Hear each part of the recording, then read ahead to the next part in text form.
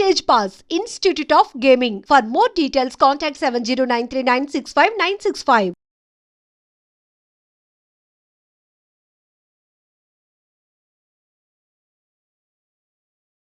అనుకోని అది సమస్య కాదు. అసలు సమస్య ఏంటి? ఇప్పుడు అమరనాథ్ యాత్ర ఉంది. చాలా యాతన పడి మంచులింగాన్ని చూడాలని మైళ్ళ కొద్దీ నడిచి ఏదో డోలీలు అవి ఎక్కి ప్రాణాలు పణంగా పెట్టడమే సుమారుగా. అలాగే ఇప్పుడున్న తీవ్రవాద భయంలో మరీ ప్రమాదం. ఇంత చేస్తున్నప్పుడు దాని సారాంశాన్ని గ్రహించకపోతే ఎలాగా? నా తాపత్రయం అది. అమరనాథ్ యాత్ర కథలో మీకు అమరనాథ్ యాత్ర ఫలం రహస్యం అంతా ఉంది. దాని మూలం ఏమిటి? శివుణ్ణి పార్వతీదేవి అడిగింది, సృష్టి రహస్యం ఏమిటని. పార్వతి అడగడం అంటే మరి పురాణాలు అలా ఎందుకు చెబుతా? ఆవిడ తెలియగలుగుతుందా? మనకి తెలియజెప్పాలి కదా, ఎవరో అడగాలి, ఎవరో ఒకరు చెప్పాలి కదా, అందుకని అడుగుతారు అంతే. ఆవిడ తెలియకూడదు. ఈయన అలాగే నీకు చెప్తాందా అని ఆయన, పార్వతీదేవి, నందీశ్వరుడు, సరే మెడలో ఎలాగో నాగభూషణం ఉంటుంది, పక్కన గణేశ్వరుడు అంతా కలిసి ఉండాలి అక్కడ. కొద్ది దూరం ముందుకు వెళుతాను, నేను చెప్తాందా తీసుకు. ఆ యాత్ర కథ అలా నడుస్తుందండి. వెళుతుంటే మీరు గమనించండి, గణేష్ పెహలే గావును వస్తుంది.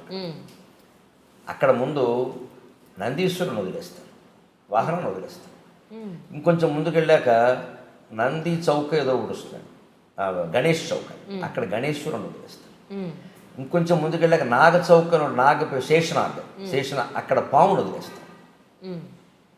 చివరికి ఇంకా ఆ గుహ దగ్గరికి వెళ్ళేసరికి పార్వతి పరమేశ్వరుడు ఇద్దరే ఉంటారు. అంతకుముందే వాహనం వదిలేశారు, కుమారుని వదిలేశారు, నాగుపామును కూడా వదిలేశారు. ఇవన్నీ చౌక్ అని పేరు ఉంది కదా, శేషనాగ్, నంది చౌక్, పెహలగావ్ ఉన్నాయి. పెహలగావ్ దగ్గర నందీశ్వరుని వదిలేసేయాలి. తర్వాత గణేష్ చౌక్ దగ్గర గణేషుని ఇంకొని వాగిపోవయ్యా అంటారు కొడుకుని. తర్వాత ఇంకో మూడోదో నాలుగోదో శేషనాగ్ అని ఉంటుంది, అక్కడ ఆ పామును కూడా తీసేస్తాడు. శివుడు పార్వతి ఇద్దరు లోపలికి వెళ్తారు. లోపలికి వెళ్ళాక ఏమయ్యారో తెలియదు. అక్కడే శివుడు లింగమయ్యాడు. సమస్త సన్మంగళాన్ని భవంతో కథ ముగిస్తాడు. ఇది అమరనాథ్ కథ. ఇందులో సృష్టి రహస్యం ఏమిటంటే, అది నీకు అర్థం కావాలి అంటే ముందు వాహనాల మీద వ్యామోహం వదిలేయి. పహలే కావాలి, నందీశ్వరుని వదిలేసాడు. నంది ఎవరు? వాహనం. ఈ కార్లు, సొంత చార్టర్లు, విమానాలు ఎన్ని పెట్టుకుంటున్నాయి ఇవాళ? ఒక కారా? ఇంట్లో ఇద్దరు మనుషులు ఉంటే 2 కార్లు ఉంటున్నాయి. అన్ని అవసరమా? సర్దుకోలేరా? మరి ట్రాఫిక్ జామ్ అయింది అనేది మనమే, కాలుష్యం పెరిగింది అనేది మనమే. మన వల్ల ఏం జరుగుతుందో ఆలోచించుకోవద్దా? తనలో తాను రవంతా మారడానికి అన్నది దేనికని? అమ్మ ఒక్కళ్ళ వల్ల అయిందా? దేశమంతా ఎవరు దేశమంతా కేసీఆర్ సరి చేస్తారా, జగన్మోహన్ రెడ్డి సరి చేస్తారా, నరేంద్ర మోడీ సరి చేస్తారా? అందులో మనం ఒకళ్ళం కాదా? మనం ఎవరు సహకరించకుండా వారు చేసేస్తారా? వారు ఏమైనా మాయ చేస్తారా? అది కాదు కదా. ఏ పరిపాలకుడు మన ఈ పార్టీ కదా ఆ పార్టీ ఉన్నా ఎవరు చేయగలిగింది లేదు. ప్రజల్లో కూడా మార్పు రావాలి. అసలు ఇన్ని వాహనాలు నాకు అవసరం. 4 కుటుంబ సభ్యులు ఉంటే 2 కార్లు 2 బళ్ళు ఉంటున్నాయమ్మా. పిల్లలకు కూడా చెరువు బండి. వాహనాల మీద వ్యామోహాన్ని వదులుకోండి. వీలైనంత దూరం నడిచేయండి. అక్కడ నడిచే వెళ్ళక తప్పదు. కొన్ని ప్రాంతాలు మీరు ఏం చేయలేరు. ఆ ఆరోగ్యం ఉన్నవాళ్ళే వెళ్ళాలి. ఇంకొంచెం వెళ్ళాక గణేశ్వరుని వదిలేశాడు. సంతానం మీద వ్యామోహం వదులుకోండి. ఇంకా మా అబ్బాయి ఎలా ఉన్నాడు, కోళ్ళు ఎలా ఉంది, ఏమిటో కోడలు నీళ్ళు వేసుకోలేదు, అత్తగారి కంగారు ఏమిటమ్మా నాకు అర్థం కాదు. కందకలేని దొరద కత్తిపెట్టకని. దీనికి ఇది అహంకారం తప్పితే ఏం లేదు. ఇది అహంకారం అంటే గర్వం కాదు. నా వంశం, ఈ కోళ్ళు వచ్చాక నా వంశం, ఇప్పుడు ఈవిడి జనం సూర్యవంశం, చంద్రవంశం పెరగకపోతే నష్టం ఏంటి? ఇలా ఆలోచించరు మనుషులు. మా వంశం, ఈ అమ్మాయి సంతానానికి అన్నంత మాత్రం ఆడాలని ఆక్షేపించాలమ్మా, నాకు అది కూడా ఉండదు దానికేనా అన్నారు. ఏమిటట? అదేమైనా సిద్ధాంతమా, రూలా? కొందరు కలగరమ్మా. పైగా చాలా చోట్ల కలగకపోవడానికి మన ధర్మశాస్త్రం కూడా చెప్పిన ప్రకారం పురుషులు కారణం ఉండు బాబు, స్త్రీలను ఎందుకు అంటున్నారు నాకు తెలియదు. మన మాస్టర్ సివివి గారిది యోగ దర్శనం ఉంది. ఆ పుస్తకం ఎప్పుడో 10-12 ఏళ్ల క్రితం చదివాను. బాబు ఇదే రహస్యం అనుకో. పుట్టబోయే జీవుడు, మనకి సైన్స్ అలా అట్టి పెట్టండి కాసేపు. మన ధర్మశాస్త్రం ప్రకారం పుట్టబోయే జీవుడు తండ్రి నెత్తి మీద 3 నెలల పాటు తిరుగుతూ ఉంటాడు వీడి శరీరంలో ప్రవేశించడానికి. వీడు ఎప్పుడు నీళ్లు తాగితే అప్పుడు ప్రవేశిస్తాడు. జీవుడు నీళ్ళ ద్వారానే ప్రవేశిస్తాడు. అందుకే ఎవరైనా పోతే నీళ్ళకే మైల, ప్లాస్టిక్ వస్తువులకి కుర్చీలకి మైల ఉండదు. జీవుడు నీళ్ళ ద్వారా వెళతాడు.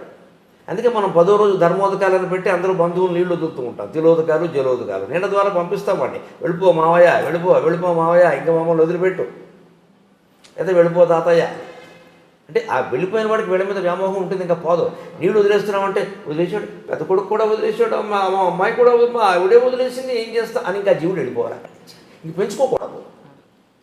అది వాడికి సంకేతం. ఆ మంత్రాలు అలాగే ఉంటాయి. ఆ మంత్రాలు అర్థం అదే. కర్మకాండ చాలా గొప్పది. ఆ మంత్రాలు అలాగే ఉంటాయి అర్థం. అది ఎవరు చెప్పరు, ఊరికి టెక్నికల్ చేశారు దాన్ని. ఈ నీళ్లు వదిలేయడం ఉంది, ఈ వ్యామోహాలు వదులుకోకపోతే అలాగే పడుతూ ఉంటాడు ఇంక తాపత్రయం. అందుకని సంతానం మీద వ్యామోహం వదులుకో. 60 ఏళ్ళు వచ్చాయి నీకు, కొడుకు కోళ్ళు పిల్లల్ని కన్నారా లేదా అనవసరం. ఎందుకంటే కనడం అనేది కేవలం సైన్స్ రీత్యా ఎలా ఉన్నప్పటికీ యోగశాస్త్ర రీత్యా కూడా పూర్వజన్మ కర్మఫలం రీత్యా కూడా యోగం మొగాడుకుంటేనే సంతానం కలుగుతారు. ఆ యోగం మొగాడిది ఆడాళ్ళకి సంబంధం లేదు. ఈ 3 నెలలు ఈ జీవుడు పురుషుడు నెత్తి మీద తిరుగుతూ ఉంటాడు. వీడు ఎప్పుడు నీళ్లు తాగితే అప్పుడు ప్రవేశిస్తాడు వీడు. అందుకని మనకి కొత్త దంపతులను తీర్థయాత్ర చేయమని చెబుతారు. సంస్కృతి ఎంత గొప్పదో ఆలోచించాలి. కొత్త దంపతులు చేయాలి తీర్థయాత్ర. 72 ఏళ్ళు వచ్చాక ఎందుకమ్మా యాత్ర, ఎక్కలేరు దిగలేరు. దురదృష్టం ఏంటంటే 60 ఏళ్ళు దాటిన వాళ్ళే చేస్తారు. పైగా వయసులో చేయండి, సంపాదించుకునే వయసులో ఇవన్నీ ఏమిటంట. 70 ఏళ్ళు వచ్చాయి ఇంకేం చేస్తాం. ఇప్పుడు 4 చోట్ల అంటే ఏమీ చేయలేవు కాబట్టి ఇప్పుడు కాశీ వెళ్ళి మిఠాయి తింటావా? ఏమైనా చేయగలిగితే చేసేస్తానే, దోచేసి. ఇదేం ఆలోచన అండి? ఆధ్యాత్మికతను తీవ్రంగా గంభీరంగా తీసుకోవాలి కానీ టైంపాస్ బఠానీలా ఆధ్యాత్మికత టైంపాసా? ఏమీ చేయలేవు కాబట్టి చేస్తావా? 60 ఏళ్ళు దాటి 70 ఏళ్ళు దాటి బస్సు ఎక్కలేడు, దిగలేడు, 2 మైళ్ళు 2 మెట్లు ఎక్కలేడు, 4 అడుగులు వేయలేడు. ఈయన ఎందుకండి యాత్రకి? ఈవిడే మోకాళ్ళు నొప్పులు అంటూ కూర్చోక. అప్పుడు కాదు, కొత్త దంపతులు చేయాలి, 25 ఏళ్ళ వాళ్ళు చేయాలి. నాట్ హనీమూన్, తీర్థయాత్ర చేయాలి. ఎందుకంటే అప్పుడు ఆ తీర్థాల్లో పురుషుడు స్త్రీ ఇద్దరు సరిగంగ స్నానాలంట. సరిగంగ స్నానం అంటే ఇద్దరు చెయ్యి పుట్టును కలిసి స్నానం చేయడం, సరిగంగ స్నానం. సమానంగా ఇద్దరు ఆ స్నానం చేసినప్పుడు అప్రయత్నంగా నీళ్లు నోట్లో గడితే తాగితే ఈ జీవుడు ప్రవేశిస్తే ఆ తీర్థ ప్రభావం వల్ల మంచి పిల్లాడు పుడతాడమ్మా, మంచి అమ్మాయి పుడుతుంది. ఓ సక్కుబాయి పుడుతుంది, ఓ తుకారాం పుడతాడు. ఈ తుక్కురాములు పుడుతున్నారు అందరూ. తీర్థ ప్రభావం అంటే అది. వీడు గ్లాసులు మంచినీళ్ళు తాగిన ప్రవేశిస్తాడు, కానీ గ్లాసుడు వాడే పుడతాడు, వ్యాసుడు పుట్టాడు. ఎందుకంటే పుట్టబోయే జీవుడికి తీర్థంలో మనం సేవ చేస్తే వ్యాసుడు శరీరం వస్తుంది. ఈ ఇంట్లో ఆ నీళ్లు తాగితే గ్లాసుల శరీరం వస్తుంది. ఏ శరీరం ఇవ్వాలి? ఆ లోపల ఉన్న జీవుడు ఎంత ప్రతిభావంతుడైనా ఉపాధి సరైనది కాకపోతే ఆ ప్రతిభ వ్యక్తం కాదు. ఒక మహామేధ ఉంటాడు, గొప్ప ఏదో చేయగలడు. క్యాన్సర్ వచ్చింది, ఏం చేస్తాడు? జ్వరం ఎప్పుడూ రోగమే, ఏం చేస్తాడు? ఇది రహస్యం. అలాగా ఆ యోగాన్ని బట్టి ఏం చేయాలి? సంతానం యోగం లేదు, కలగదు, వదిలేయండి ఆ విషయాన్ని. దాని గురించి అంత ఆపత్రయపడతారు. ఆస్తులు దాన ధర్మాలు చేసుకోండి, జలసాలు చేయండి, సుఖంగా తిరగండి. రైల్లో సెకండ్ స్లీపర్లో వెళ్ళే బదులు ఏసీలో వెళ్ళండి, విమానం ఎక్కి వెళ్ళండి. ఎందుకు మూట కట్టి కొడుకు ఇచ్చి కోడలికి ఇచ్చి మళ్ళీ వాళ్ళు పిల్లల్ని కనలేదని వాళ్ళు ఇంకా వృద్ధి చేయలేదు, ఏంటి నస? ఇదే గణేష్ చౌక్, గణేష్ను వదిలేయడం. అక్కడ సంతానం వదిలేసి తర్వాత చూడండి, అతి ముఖ్యమైనది జీవితంలో మనం ధనమైనా వదులుతాం, వాహనమైనా వదులుతాం, సంతానం మీద వ్యామోహమైనా వదులుతాం, కానీ చచ్చే వరకు పోనది. చచ్చాక చుట్టప్పుడు కూడా భయపడేది భయాన్ని వదలలేము. భయానికి సంకేతం పాము, భయాన్ని వదిలే. భయానికి సంకేతం పాము. ఎందుకంటే పావును చూడగానే భయపడతాం. మనసు పాము అన్న మాట మీద భయపడతాం. పైగా పూర్వకాలపు నాగరికతలో పాములు ఇళ్లలోకి వచ్చేవి సహజంగా. మట్టిళ్ళు, పల్లెటూళ్ళు, పొలాలకు దగ్గరగా ఉండేవి. పాము రాకపోతే ఏమొస్తాయి? అందుకని పాము చూసి భయపడేవాడు. ఆ భయం పోగొట్టుకోవాలి. దానికే మనకు నాగుల చవితి పెట్టారు. నాగుల చవితి నాడు పుట్ట దగ్గరికి ఆడవాళ్లే పెడతారు మగవాళ్ళ కంటే ఎక్కువ. అక్కడ పాము కనపడ తీరాలి, దానికి పాలు పోస్తారు. తాగినా తాకపోయినా సరే పాము పాలు తాగదు అని 14 లోకాల్లో అందరికీ తెలుసు, ఎవడు చెప్పక్కర్లేదు. కానీ మన వాళ్ళు మానరు, మళ్ళీ వెళ్ళిపోస్తారు. నేను చూస్తుండగా తాగింది, ఈవిడ తాగిందేమో అది తాగలేదు. ఈ కబురు చెప్పద్దు. ఇక్కడ శాస్త్రీయ విజ్ఞానాన్ని మనం అంగీకరించాలి. శాస్త్రీయ విజ్ఞానం ఎప్పుడూ మతానికి వ్యతిరేకం కాదు. అవసరమైతే మతాన్నే సరి చేసుకోవాలి, విజ్ఞానాన్ని ఆక్షేపించదు. విజ్ఞానమే. వాడు చచ్చి చెడి కనిపెట్టారమ్మా, ఐన్స్టీను, ఎడిసన్, బల్బులు నేను పని లేక దాని మతం పేరు మీద దాన్ని కొట్టేస్తే అలాగా. గెలీలియో కనిపెట్టినవన్నీ నిజం కదా, కోపెర్నికస్ కనిపెట్టిన ఉండడం కదా. మన మహర్షులు కూడా అలాంటి వాళ్ళేనండి. వాళ్ళని గడ్డాలు పెంచేసి వాళ్ళని మతవాదులు చేశాము. వాళ్ళంతా ఋషులు, శాస్త్రవేత్తలు. అలాగే మీరు ఈ ధనము సంతానం అయిపోయాక భయాన్ని వదిలేయాలి. భయానికి సంకేతం పావు. నువ్వు ఆ భయాన్ని వదిలేయాలంటే ఒకటే సూత్రం అండి, ఏకమేవ అద్వితీయం బ్రహ్మ. యదాఖ్యేవేష ఏతస్మిన్నుదరమంతరం కురుతే అథ తస్య భయం భవతి ద్వితీయాద్వై భయం భవతి అని వేదం చెబుతుంది. ఈ మొత్తం సృష్టిలో నువ్వు ఒక్క విషయాన్ని నీకంటే నువ్వు వేరు చేసిన వ్యక్తిని కానీ విషయాన్ని కానీ నువ్వు భయపడి తీరతావు. వాడు వేరు, నువ్వు వేరు అనగానే వాడు ఎక్కువ, నేను ఎక్కువ. వాడో నేనో తేల్చుకోవాలి, భయం వచ్చేస్తుంది అంటే వాడిని నేను గెలవగలనా లేదా.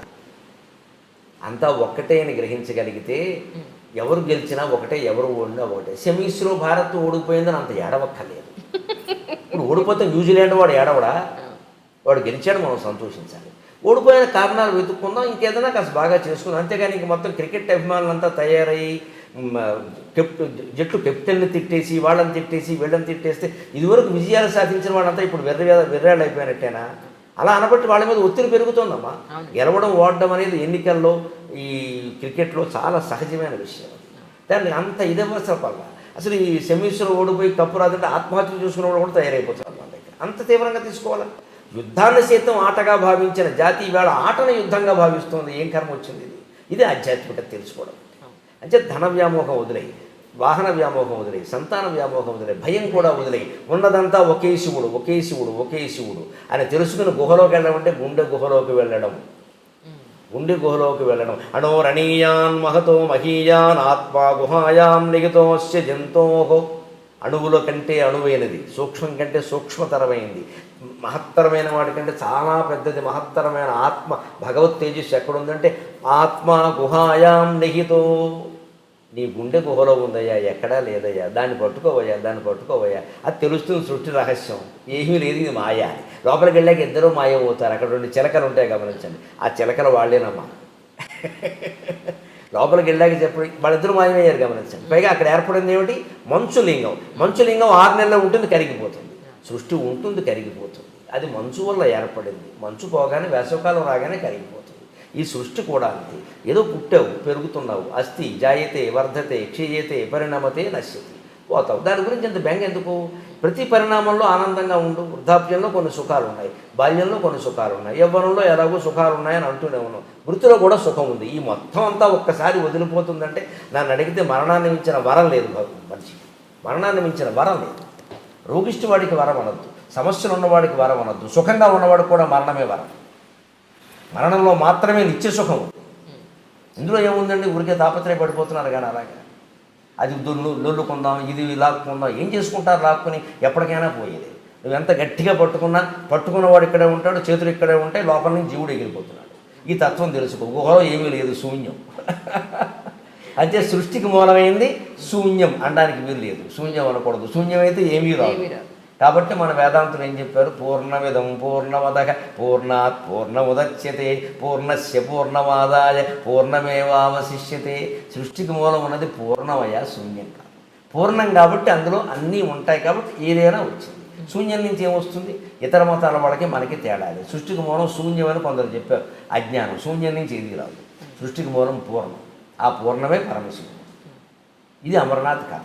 ఈ యాత్ర కథ నాకు పత్రికలో నేను ఒక 5-6 ఏళ్ల క్రితం అనుకుంటాను, ఒక ఆంధ్రజ్యోతి పత్రికలో ఎక్కడో చదివా. నివేదన దాంట్లో ఇదే రహస్యం. ఇంక మనం వెళ్ళక్కర్లేదు అనుకున్నాం. ఇంక వెళ్ళక్కర్లేదు. మనం వదులుకోవలసింది వాహన వ్యామోహం, తర్వాత సంతాన వ్యామోహం, తర్వాత భయం, తర్వాత లోపల ఉన్నది పూర్ణ పదార్థం తెలుసుకోవడం. దీనికి అక్కడికి ఎందుకు వెళ్ళడం? అంత యాత్ర కూడా ఇక్కడే తెలుసుకోవచ్చుగా. మంచులింగం 6 నెలలు ఉండి 6 నెలలు కరిగిపోయినట్టే మన జీవితం కూడా అంతే. 6 నెలల్లో కరిగిపోతుంది అనుకుంటే అయిపోయాయి.